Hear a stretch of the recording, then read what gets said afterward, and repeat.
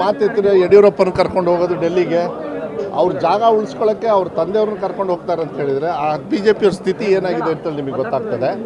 ನಮ್ಮ ಪಕ್ಷದೊಳಗೆ ಏನೇ ತೀರ್ಮಾನ ಆದ್ರೂ ಕೂಡ ಅದನ್ನು ಸನ್ಮಾನ್ಯ ರಾಹುಲ್ ಗಾಂಧಿಯವರು, ಖರ್ಗೆಯವರು, ವರಿಷ್ಠರು ಅಲ್ಲಿ ತಗೊಳ್ತಾರೆ ಹೊರತು ಕಿಲಿಕೈ ನಮ್ಮ ಹತ್ರ ಇಲ್ಲ. ಕಿಲಿಕೈ ಅಲ್ಲಿದೆ, ಅವರೆಲ್ಲ ಒಳ್ಳೆ ತೀರ್ಮಾನ ತಗೊಳ್ತಾರೆ. ವಿಜೇಂದ್ರ ಅವರಿಗೆ ಅವ್ರ ಜಾಗದ ಬಗ್ಗೆ, ಅವ್ರ ಸೀಟ್ ಬಗ್ಗೆ ಸ್ವಲ್ಪ ಇನ್ಕ್ವಿಸಿಟಿವ್ ಆಗಿದ್ದಾರೆ, ಅದನ್ನು ಸ್ವಲ್ಪ ನೋಡ್ಕೊಳ್ಳೋದು ಒಳ್ಳೆಯದು. ಆಮೇಲೆ ನಮ್ಮ ಪಕ್ಷದ ಬಗ್ಗೆ ಅವ್ರು ಯೋಚನೆ ಮಾಡೋದು ಬೇಡ. ಅವರ ಪಕ್ಷದೊಳಗೆ ಎಲ್ಲ ಕಡೆನೂ ಬಾಗಿಲು, ಕಿಟಕಿ ಎಲ್ಲ ಬಾಗಿಲಾಗಿ ಓಪನ್ ಆಗಿ ಕೂತ್ಕೊಂಡವ್ರು. ಮಾತೆತ್ತಿದ್ರೆ ಯತ್ನಾಳವ್ರು ಇರಲಿ, ಎಲ್ಲರೂ ಕೂಡ ಯತ್ನಾಳವ್ರು ಹೊರಗಡಿದ್ರು ಕೂಡ ಅವ್ರ ಹಣೆ ಬರ ಏನು ಅಂತೇಳಿ ಹೇಳ್ತಾ ಇದ್ದಾರೆ. ಆಮೇಲೆ ಯಡಿಯೂರಪ್ಪವ್ರನ್ನ ಯಾಕೆ ತೆಗೆದ್ರು ಅಂತೇಳಿ ವಿಜೇಂದ್ರ ಅವ್ರು ಹೇಳಿ, ಅವರು ಮುಖ್ಯಮಂತ್ರಿಗಳಿದ್ರಲ್ಲ, ಅವಾಗೇನು ಕಾರಣ ಇಲ್ಲದೆ ತೆಗೆದ್ರಲ್ಲ, ಭ್ರಷ್ಟಾಚಾರದ ಮೇಲೆ ಯಾಕೆ ತೆಗೆದ್ರಂತೆ? ಭ್ರಷ್ಟಾಚಾರನೇ ಇರಬೇಕಲ್ಲ, ನಾನು ಪ್ರಶ್ನೆ ಹಾಕ್ಬೋದು. ಫಸ್ಟ್ ಅದಕ್ಕೆ ಉತ್ತರ ಕೊಡಲಿ.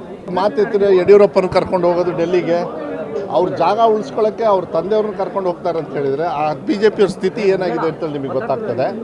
ನಮ್ಮ ಪಕ್ಷದೊಳಗೆ ಏನೇ ತೀರ್ಮಾನ ಆದ್ರೂ ಕೂಡ ಅದನ್ನು ಸನ್ಮಾನ್ಯ ರಾಹುಲ್ ಗಾಂಧಿಯವರು, ಖರ್ಗೆಯವರು, ವರಿಷ್ಠರು ಅಲ್ಲಿ ತಗೊಳ್ತಾರೆ ಹೊರತು ಕಿಲಿಕೈ ನಮ್ಮ ಹತ್ರ ಇಲ್ಲ. ಕಿಲಿಕೈ ಅಲ್ಲಿದೆ, ಅವರೆಲ್ಲ ಒಳ್ಳೆ ತೀರ್ಮಾನ ತಗೊಳ್ತಾರೆ. ವಿಜೇಂದ್ರ ಅವರಿಗೆ ಅವ್ರ ಜಾಗದ ಬಗ್ಗೆ, ಅವ್ರ ಸೀಟ್ ಬಗ್ಗೆ ಸ್ವಲ್ಪ ಇನ್ಕ್ವಿಸಿಟಿವ್ ಆಗಿದ್ದಾರೆ, ಅದನ್ನು ಸ್ವಲ್ಪ ನೋಡ್ಕೊಳ್ಳೋದು ಒಳ್ಳೆಯದು. ಆಮೇಲೆ ನಮ್ಮ ಪಕ್ಷದ ಬಗ್ಗೆ ಅವ್ರು ಯೋಚನೆ ಮಾಡೋದು ಬೇಡ. ಅವರ ಪಕ್ಷದೊಳಗೆ ಎಲ್ಲ ಕಡೆನೂ ಬಾಗಿಲು, ಕಿಟಕಿ ಎಲ್ಲ ಬಾಗಿಲಾಗಿ ಓಪನ್ ಆಗಿ ಕೂತ್ಕೊಂಡವ್ರು. ಮಾತೆತ್ತಿದ್ರೆ ಯತ್ನಾಳವ್ರು ಇರಲಿ, ಎಲ್ಲರೂ ಕೂಡ ಯತ್ನಾಳವ್ರು ಹೊರಗಡಿದ್ರು ಕೂಡ ಅವ್ರ ಹಣೆ ಬರ ಏನು ಅಂತೇಳಿ ಹೇಳ್ತಾ ಇದ್ದಾರೆ. ಆಮೇಲೆ ಯಡಿಯೂರಪ್ಪವ್ರನ್ನ ಯಾಕೆ ತೆಗೆದ್ರು ಅಂತೇಳಿ ವಿಜೇಂದ್ರ ಅವ್ರು ಹೇಳಿ, ಅವರು ಮುಖ್ಯಮಂತ್ರಿಗಳಿದ್ರಲ್ಲ, ಅವಾಗೇನು ಕಾರಣ ಇಲ್ಲದೆ ತೆಗೆದ್ರಲ್ಲ, ಭ್ರಷ್ಟಾಚಾರದ ಮೇಲೆ ಯಾಕೆ ತೆಗೆದ್ರಂತೆ? ಭ್ರಷ್ಟಾಚಾರನೇ ಇರಬೇಕಲ್ಲ, ನಾನು ಪ್ರಶ್ನೆ ಹಾಕ್ಬೋದು. ಫಸ್ಟ್ ಅದಕ್ಕೆ ಉತ್ತರ ಕೊಡಲಿ.